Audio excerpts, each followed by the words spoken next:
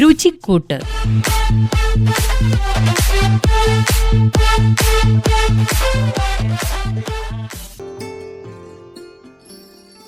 രുചിക്കൂട്ടിൻ്റെ മറ്റൊരു എപ്പിസോഡിലേക്ക് എല്ലാവർക്കും സ്വാഗതം. സമ്മർ ട്രീറ്റ് എന്നൊക്കെ പറഞ്ഞാൽ ഇതാണ്. പലതരം ഫ്രൂട്ട്സ്, പൈനാപ്പിൾ, മുന്തിരി, സ്ട്രോബെറി, മാങ്ങ, മാതള നാരങ്ങ, അങ്ങനെ ഇഷ്ടമുള്ളതിൻ്റെ ഒരു മിക്സ്. അതിലേക്ക് അതിൻ്റെ ഇരട്ടി അളവിൽ അധികം വെള്ളമില്ലാതെ തോർത്തിയെടുത്ത തൈര്. ഇതെല്ലാം കൂടി ഒരൊറ്റ ഇളക്ക് മാത്രം, വല്ലാതെ ഇളക്കി യോജിപ്പിക്കേണ്ട.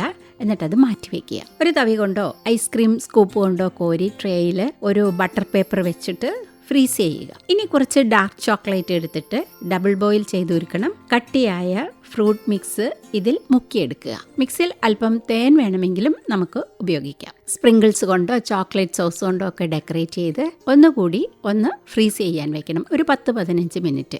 അതിനുശേഷം നമുക്കിത് എൻജോയ് ചെയ്ത് പതുക്കെ നുണഞ്ഞ് ആസ്വദിച്ച് കഴിക്കാം. ഇത് കുറച്ച് നാള് നമുക്ക് ഫ്രീസ് ചെയ്ത് സൂക്ഷിക്കാവാം.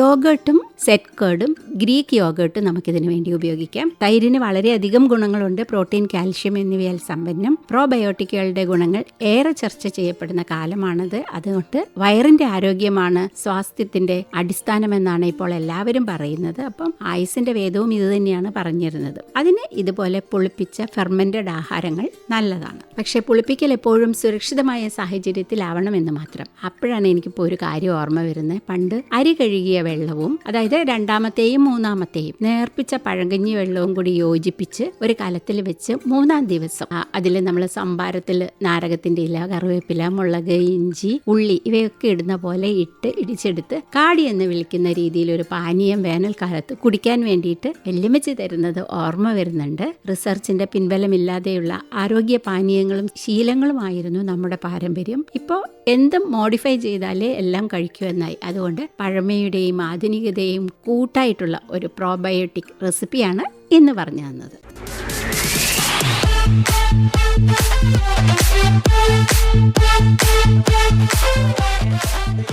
രുചിക്കൂട്ട്.